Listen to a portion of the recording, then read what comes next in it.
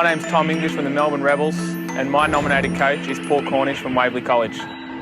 My first encounter with Paul was 2007. I think he had me for general maths and rugby coaching that year.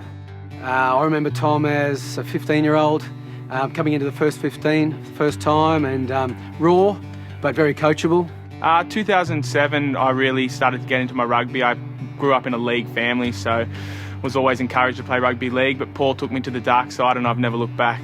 I think he's made the right choice, and hopefully he thinks he has, but I think he would have made a success at league if he'd chosen that, but Union's lucky to have him. Paul's best quality is probably his mentoring ability. You know, he really took me under his wing as a coach. I suppose I did mentor him a bit because I saw him every day in class, as well as a couple of times a week with training and games, and he was easy to mentor. He was a good listener, got on with the job, no complaining, although his homework wasn't always done.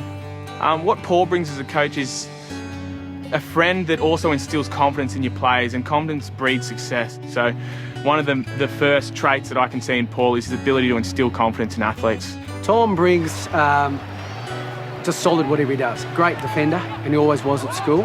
He's a great runner of the ball and good, strong into contact, and I can see the way he's developing as a winger. He'd probably prefer to be in the centres, but he can play centre, can play wing, could play fullback at a pinch, so he gives himself that opportunity to go on tours, to get picked inside, so it can only be of assistance to him. To be a successful coach, I think you need to be approachable.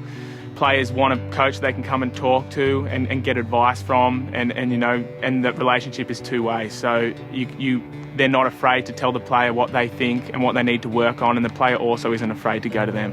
I'd agree with Tom. I think most of the time I'm pretty easygoing and pretty approachable, but when the whips need to be cracked, I can sort of roar a little bit. But I think to become a good coach, a great coach, you need that experience and years of doing it and knowing different situations and how they occur and how to deal with them will help you to become a good coach. Yeah, I'd just like to thank Paul for everything he's done. I wouldn't be here if it wasn't for him.